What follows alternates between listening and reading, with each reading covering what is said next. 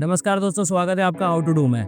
Metro इन दिनों आ चुका है और उसी मूवी का रिव्यू हम आपके लिए लेके आए। तो ज़्यादा बड़ा रिव्यू नहीं है, तो हमारे साथ जुड़े रहिए। इस मूवी में होता क्या है, तो बेसिकली बहुत सारे कपल है, रहते 6 से 7 कपल्स है, अलग अलग एज ग्रुप के, अलग अलग व्हाट वी से कल्चर के, और इनका व्हाट वी से लव स्टोरी है। बेसिकली देखने जाएंगे तो लव स्टोरी है, लेकिन अगर ध्यान से देखोगे तो पता चलता है सबका कहीं ना कहीं पर अफेयर है। तो कुछ शादी में है, कुछ रिलेशन में है, लेकिन यहाँ वहाँ गया। बेसिकली फिल्म का अगर वन लाइन में आपका आउटपुट दो तो चीटिंग करो, लोगों से गलती होती है। तो बेसिकली एकदम कैजुअल वे में चीटिंग दिखाया है, तो सब लोग एक दूसरे को माफ़ करो। ये मूवी देखने के बाद कपल्स के बीच में ऐसा कलेश होने वाला है कि आप सोचो कि गए थे तो एक साथ आए, साला सेपरेट। अगर ऐसी मूवीज़ आप फैमिली के साथ देखोगे तो फैमिली में भी डिस्प्यूट हो सकता है। ये तो मैंने आपको अलर्ट्स दे दिया। फिल्म में होता क्या है कि आदित्य रॉय को देखोगे तो वो एकदम बनी का रोल प्ले कर रहा है, दैट इज जवानी है दीवानी वाला। उसको किसी से लेना देना नहीं, शादी से लेना देना है कुछ, उसको बस चाहिए प्यार।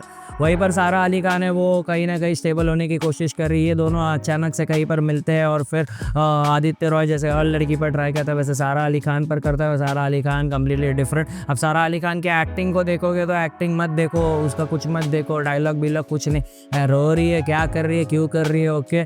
लॉजिक यहाँ पर भी मार गया था, जहाँ पंकज त्रिपाठी अपनी शादीशुदा ज़िंदगी में कहीं ना कहीं पर बाहर की मस्ती करने के लिए ऐप्स, डेटिंग ऐप्स इस्तेमाल करता है। उसकी बीवी को ये बात पता चलती है, तो उसकी बीवी उसको बीच चेयर में नंगा करके सबके सामने बेइज्जत करती है। बहुत अच्छा करती है क्योंकि वो उसके साथ चीट करता है। लेकिन स्टोरी के अगले हाफ में वो उसकी जो वाइफ है वो भी यही करती है, किसी और के साथ जाकर उसके साथ चीट कर उसके साथ she tries to get intimate, लेकिन बाद में थोड़ा देर रखे रुकती है।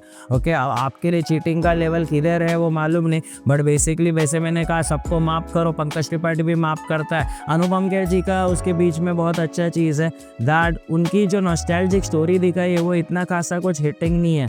एंड अगेन जिनके साथ उनका व्हाट वी से अफेयर था, उसका बस इतना है कि वो औरत थी, तो उसको ज़िंदगी भर हिम्मत ही नहीं अपने पति के खिलाफ जाकर बात करने की। लेकिन अनुपम खेर जी का पसंद क्या आया रहेगा, तो आज के डेट में how we must treat our in laws. तो बेसिकली बेटे की पत्नी दैट इज़ बहू होने के बाद भी वो बेटी जैसा उसको संभाल रहे थे, और बदले में बहू भी इतनी अच्छी है कि अपने ससुर को डैड की तरह संभाल रही थी। लेकिन कुछ मजबूरी और कॉन्सिक्वेंसेस की वजह से वो वहीं पर अटक गई थी। तो उसके फ्यूचर के लिए ही takes a very bold decision, और बहुत दुख में वो अपने बहू को घर से विदा करते हैं। और बहू को लास्ट तक कभी समझ में ही नहीं आएगा कि उस दिन वो क्यों ऐसे बिहेव कर रहे थे। इसके अलावा हम कह सकते हैं एक्टिंग एकदम बढ़िया है। तो अली फैजल की उनकी जो कपल वाली स्टोरी दिखाई है वो कभी कभी अपने को रिलेट होती है, कभी कभी कुछ नहीं समझती।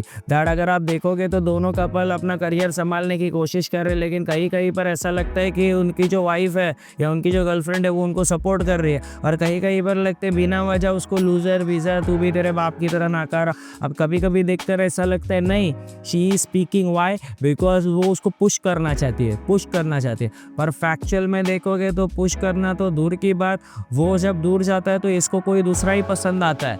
ओके, पूरा पसंद आने लगता है, और अचानक से उसको ऐसा लगता है अरे नहीं, ये यहाँ पर कुछ और ही चल रहा है। लेकिन वो बात तो कभी बाहर ही नहीं आती, और वो जो चीटिंग हुआ उसके बारे में वो ना वो माफ़ी मांगती है ना कुछ करती है। अगर वो सच्ची होती तो उसकी माफ़ी मांगती। रहा सवाल अली फैजल का, तो वो पूरा स्ट्रगलिंग सिंगर है, आर्टिस्ट है, पूरी ज़िंदगी चांस के लिए बहुत बेचारा कोशिश करता है। और जिस दिन उसको चांस मिलता है वो रिकॉर्डिंग करते करते अचानक बीच में उसको उसकी याद आती है, दैट इज जिस लेडी की हम बात कर रहे हैं, उसके पार्टनर की, और वो बीच में ही रिकॉर्डिंग छोड़ के भाग जाता है।